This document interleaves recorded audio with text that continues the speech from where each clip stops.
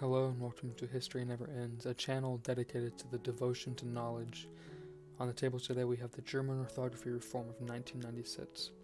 Without further ado, I will jump right into it. The intention of this reform was to make the German language easier to learn by simplifying the language itself. In 1995, the Totes Ministerkonferenz/KMT, or the German Standing Conference of Ministers for Education and Cultural Affairs, quite the mouthful, announced that a reform had been approved. The parameters of this proposition were to harmonize a supposed complex and inconsistent orthographic set of rules. As you may guess, these rules generated problems for school children and all learners regardless of age, although school children in particular. The changes were to be introduced in August 1998 at the start of a new school year, and was to be followed up by a 7-year transition. The old orthography was considered outdated but not wrong. Many federal states chose to implement this in 1996 or 1997 instead. In 1901, the official guidelines for German-speaking countries had been set. This 1996 reform was the product of about a century of heated debate among teachers, linguists, politicians, writers, journalists, and many others at the time.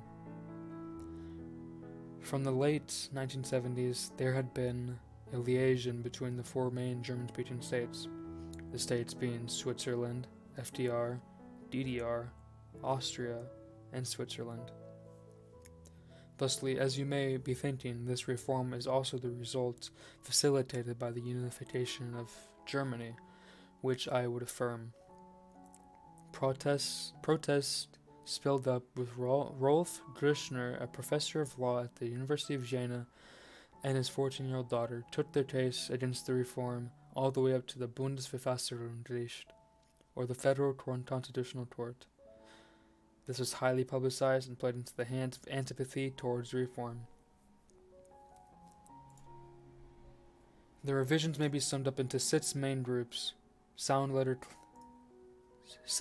classification, Kangaroo to kangaroo, compound spelling to separate words, Radfahren to Radfahren, hyphenation, hair stylist to hairstylist, capitalization in Bezug auf to in Bezug auf, punctuation and the breaking of words at the end of lines, Suche to Suche. Keep in mind that there are many more revisions that are not so easily categorized that I have left out because of the complexity of the bill. Back to the professor and his daughter. In May 1996, they had 2 requests for a temporary injunction to halt the ensuing introduction of the reform.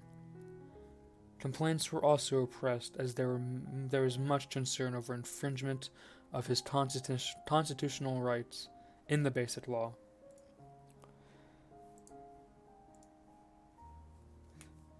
Complaints were also pressed. A violation of the man's dignity and linguistic integrity was also brought up by Grüschner. He conspired that his freedom would be curtailed. The complaints were rejected by courts repeatedly. The court concluded that a reform was simply of general relevance.